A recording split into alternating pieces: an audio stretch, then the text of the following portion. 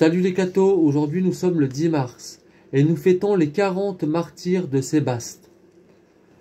L'empereur Licinius, ayant ordonné que toute son armée sacrifiât aux dieux, 40 soldats de la légion fulminante, alors campés à Sébaste, en Arménie, refusèrent de trahir la foi de leur baptême et n'eurent tous qu'une réponse aussi simple que sublime.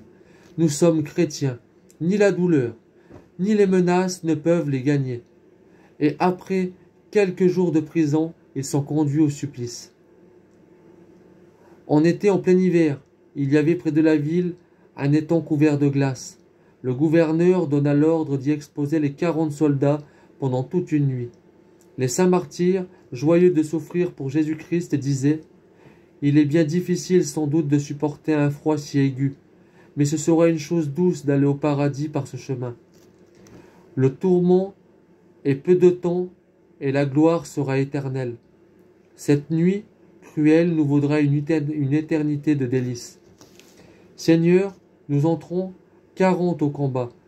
Faites que nous soyons 40 à recevoir la couronne. » Qui pourrait imaginer les tortures endurées par ces hommes héroïques sur leur lit de glace? La seule pensée en fait frémir. Au milieu de la nuit, un des combattants se laissa vaincre par l'intensité du froid. Il abandonna le poste d'honneur et vint se jeter dans le bassin d'eau tiède, préparé à dessein. Mais la brusque transition de température le suffoqua. Il expira aussitôt, perdant à la fois la vie de la terre et la vie du ciel.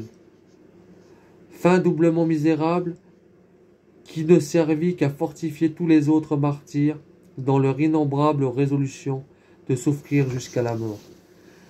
En ce moment, une brillante lumière inonda la surface glacée. L'un des gardiens, ébloui par cette céleste clarté, leva les yeux et vit des anges descendre du ciel, tenant à la main des couronnes suspendues au-dessus de la tête des généreux martyrs. Mais la 40e couronne était sans destination.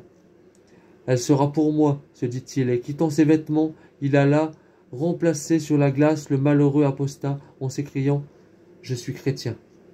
Le lendemain matin, les martyrs respiraient encore. Le gouverneur leur fit briser les jambes et ordonna de les jeter dans un bûcher ardent. Le plus jeune d'entre eux, Mélitan, était encore plein de vie, mais aidé des exhortations de son héroïque mère, il résista à toutes les sollicitations des bourreaux, et consomma dans le feu son sacrifice avec ses glorieux compagnons. Leur corps fut brûlé, et leurs ossements jetés dans une rivière. Mais ils flottèrent sur l'eau, et furent recueillis par les fidèles. Les soldats chrétiens des premiers siècles ont souvent illustré leur foi et leur courage dans les supplices au milieu des persécutions. Que Dieu vous bénisse.